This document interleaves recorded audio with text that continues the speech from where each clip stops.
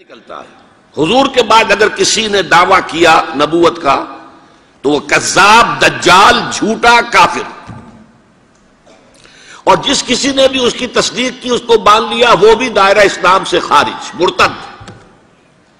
یہ قانونی اہمیت ہے، قانونی اہمیت ہے۔ کوئی شخص مسلمان رہا یا نہیں رہا، یہ تو بڑا اہم مسئلہ ہے، قانونی مسئلہ ہے۔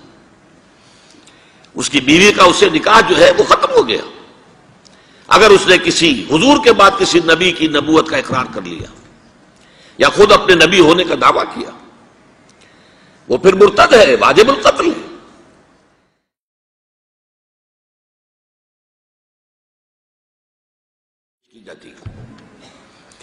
سورہ احزاب کی آیت، ما کان محمد ابا احد من رجالکم ولکن رسول اللہ وخاتم النبیین۔ محمد صلی اللہ علیہ وسلم اے مسلمانوں تم میں سے کسی مرد کے باپ نہیں ہیں۔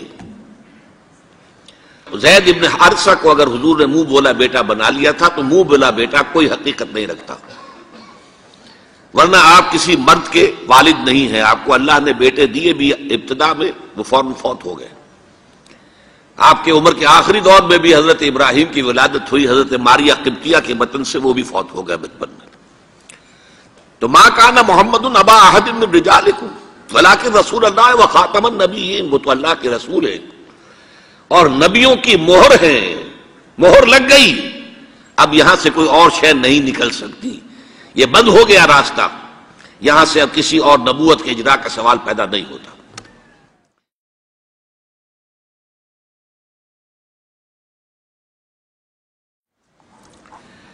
دیکھیے ایک جامع ترمذی میں روایت ہے حضرت ثوبان سے رضی اللہ تعالی عنہ، حضور نے فرمایا انہ سیکون فی امتی ثلاثون کذابون کلہم یزعم انہ نبی وانا خاتم النبیین لا نبی بعدی۔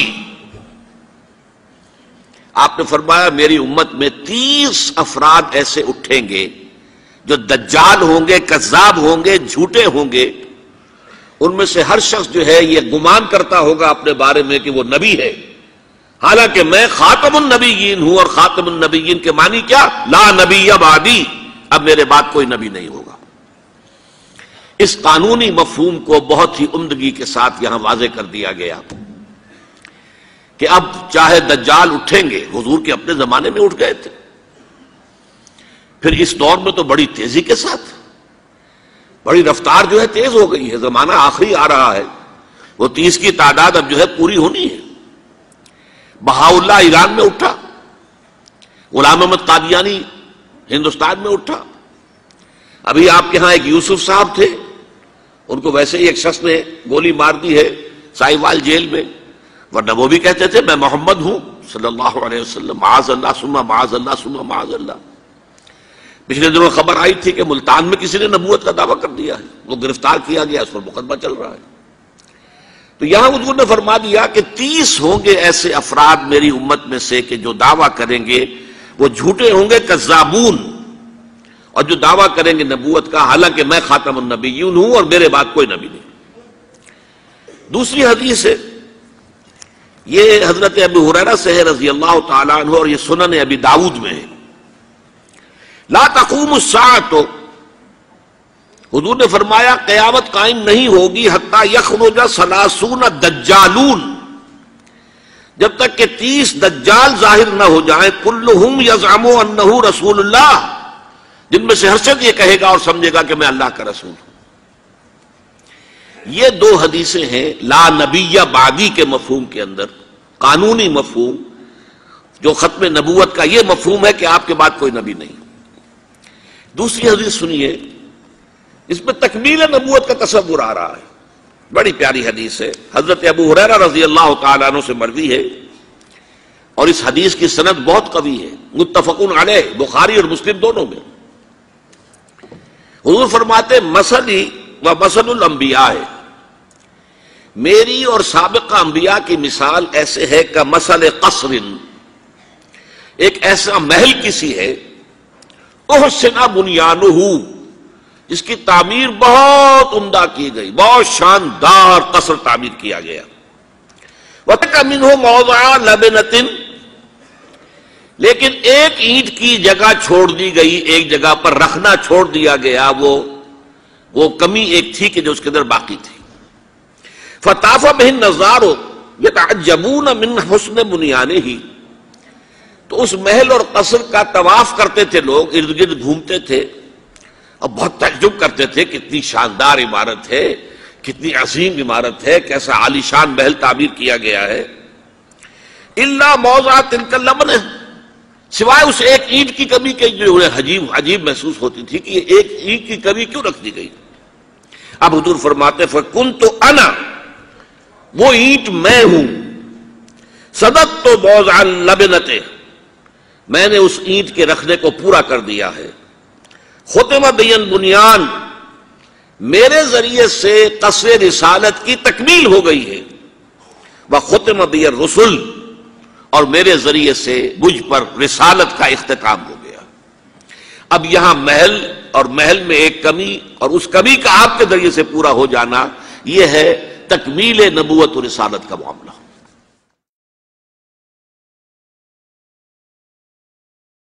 کہ جو شخص بھی اب حضور کے بعد کوئی نبوت کا دعویٰ کرے گا یا کیا ہے، وہ دجال، کذاب، جھوٹا، کافر، مرتد، واجب القتل، یہ اس کا قانونی تقاضا ہے۔ بدقسمتی سے صورت کیا ہوئی، عالم اسلام میں اس سے پہلے جب بھی کسی نے یہ کام کیا، جب تک مسلمانوں کی حکومتیں تھیں، انہیں قتل کر دیا گیا۔ آپ کو معلوم ہے کہ حضور کے فوراً بعد جو کھڑے ہو گئے تھے مسیلمہ کذاب اور بڑے بڑے مدعیان نبوت، ان کے خلاف جہاد کیا گیا، ان کو قتل کیا گیا، تہہ تیغ کیا گیا۔ بہاء اللہ ایران میں اٹھا تو وہاں چونکہ بہرحال مسلمانوں کی حکومت تھی، قتل کر دیا گیا۔ اب بھی کوئی بہائی ایران میں نہیں رہ سکتا، سب وہاں سے بھاگ چکے ہیں، کوئی نہیں رہ سکتا، کوئی وہاں آئے گا تو قتل کر دیا جائے گا۔ لیکن یہاں معاملہ یہ تھا کہ انگریز کی حکومت تھی، انگریز کی حکومت میں ہر شخص کو کھلی چھوٹ تھی۔ اکبر الہ آبادی رحمت اللہ علیہ نے بڑے خوبصورت الفاظ کے اندر وہ نقشہ کھینچا ہے، گورنمنٹ کی خیر یارو مناؤ، گلے میں جو آئیں وہ تانے اڑاؤ، کہاں ایسی آزادیاں تھی میسر، ان الحق کہو اور پھانسی نہ پاؤ۔ اگر اسلامی حکومت ہوتی، مسلمان حکومت ہوتی، چاہے اعلی معیاری اسلامی حکومت نہ بھی ہوتی، مسلمانوں کی حکومت ہوتی، تو جس نے ان الحق کہا منصور، وہ سولی چڑھا دیا گیا یا نہیں؟ جس نے نبوت کا دعویٰ کیا وہ قتل کر دیے گئے کہ نہیں؟ انگریز کی حکومت تھی، گورنمنٹ کی خیر یارو مناؤ، گلے میں جو آئیں وہ تانے اڑاؤ، خدائی کا دعویٰ کر دو، نبوت کا دعویٰ کر دو، رسالت کا دعویٰ کر دو، کوئی پوچھنے والا نہیں، کوئی پکڑنے والا نہیں، کسی دار و گیر کا کوئی اندیشہ ہی نہیں۔ کہاں ایسی آزادیاں تھی میسر، ان الحق کہو اور پھانسی نہ پاؤ۔ اسی زمانے میں ایک واقعہ یہ ہوا تھا، غلام احمد قادیانی نے ایک دعوتی خط لکھا کابل کے حکمران، اب میں بھول رہا ہوں کہ وہ امیر دوست محمد خان تھے یا امیر عبد الرحمن خان تھے، ان دونوں میں سے کسی کے سامنے وہ خط پہنچا۔ جیسے کہ حضور نے خطوط بھیجے تھے قیصر کو، کسریٰ کو، تو اس کو بھی شوق چرایا کہ میں بھی تو اب نبی ہوں، نبوت کا دعویٰ کر چکا ہوں، تو مجھے پڑوس کا ملک جو ہے افغانستان، وہاں کے بادشاہ کو دعوت دینی چاہیے کہ وہ مجھ پر ایمان لائے۔ جب وہ خط وہاں پہنچا ہے تو امیر کابل نے اسی خط پہ 2 الفاظ لکھ دیے اور واپس کر دیا۔ الفاظ کیا تھے؟ این جا بیا، یہاں آؤ ذرا اور یہاں آ کر تم دعویٰ کرو نبوت کا۔ یہ تم انگریز کی چھتری تلے بیٹھے ہوئے دعوے کر رہے ہو، انگریز کے سائے تلے جو ہے، اور انگریز جو ہے تمہیں سپورٹ کر رہا ہے، تم نے جہاد کو جو ہے ختم کر دیا، دین کے لیے حرام ہے اب دوستو قتال، حرمت قتال۔ انگریز کو اور کیا چاہیے تھا؟ گلیڈسٹن نے جبکہ وہ وزیر اعظم تھا برطانیہ کا، اس نے کہا تھا اپنی پارلیمنٹ میں قرآن کو لہرا کر، جب تک یہ کتاب دنیا میں موجود ہے امن قائم نہیں ہو سکتا۔ یہ تو جہاد اور قتال کی بات کرتی ہے، تو ان کو اور کیا چاہیے تھا کہ اگر کوئی اس قتال کو ختم کر دے، منسوخ کر دے، اور مسلمانوں میں سے جذبہ جہاد اور قتال فی سبیل اللہ کو نکال دے، تو اس سے بڑی اور کیا خدمت ہوگی؟ لیکن یہ کہ اگر تمہیں یہ دعوت دینی ہے تو ذرا یہاں آؤ، یہاں آ کے یہ دعوت دو مجھے، تاکہ تمہارے 14 طبق روشن ہو، تمہیں معلوم ہو کہ اس دعویٰ کرنے کا مطلب کیا ہے۔ لیکن ایک بات میں اب آپ سے عرض کر رہا ہوں، ہم پر اللہ کا بڑا کرم ہوا تھا، اس میں کوئی شک نہیں۔ اس ملک میں 1974 میں جو فیصلہ ہوا قادیانیوں کے غیر مسلم اقلیت قرار پانے کا، وہ واقعہ یہ ہے کہ بہت ہی مبارک فیصلہ تھا۔ اس کے لیے تحریک جو اٹھی وہ بھی بہت ہی عمدہ تھی، بہت پرامن تھی، بہت منظم تھی۔ مولانا سید محمد یوسف بن نوری رحمۃ اللہ علیہ اس کے قائد تھے۔ کوئی سیاسی لیڈر جو ہے اس میں نمایاں نہیں تھا، خالص دینی تحریک تھی۔ پھر اس وقت ہمارے ہاں حکمران ذوالفقار علی بھٹو، حالانکہ خالص سیکولر ذہن کا آدمی، اور قادیانیوں نے اسے سپورٹ کیا تھا 1970 کے الیکشن میں۔ قادیانی سمجھتے تھے وہ تو ہمارا اپنا آدمی ہے، لیکن اللہ تعالیٰ نے اس کے ہاتھوں لیکن بہترین طریقے سے، جس پر اعتراض کیا ہی نہیں جا سکتا، پارلیمنٹ کے ذریعے سے فیصلہ کرایا۔ کوئی آرڈیننس نہیں تھا، کوئی حکم جو ہے، فرمان جو ہے وہ ایشو نہیں ہوا تھا، پارلیمنٹ کے ذریعے سے۔ اور پارلیمنٹ کی ایک کمیٹی بنائی گئی جس میں کہ موقع دیا گیا کہ قادیانیوں کے سربراہ بھی آ جائیں، لاہوریوں کے سربراہ بھی آ جائیں۔ یہ دونوں سیکٹ جو ہیں قادیانیت کے، پہلے قادیانی تھے اب وہ ربوائی ہیں، ربوے والے ہیں۔ لاہوری جیسے پہلے لاہوری تھے آج بھی لاہوری ہیں۔ ان دونوں کے سرکردہ لوگوں نے آ کر وہاں پر اس کمیٹی کے سامنے پیش ہو کر بیانات دیے اور کہا، کھل کر کہا۔ ناصر احمد اس وقت جو ہے خلیفہ تھا ان کا، مرزا طاہر احمد کا غالباً بڑا بھائی مرزا ناصر احمد۔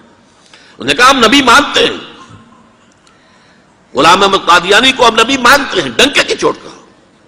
لہذا اس کے بعد پارلیمنٹ نے فیصلہ کیا یہ غیر مسلم ہے، اور صحیح فیصلہ کیا۔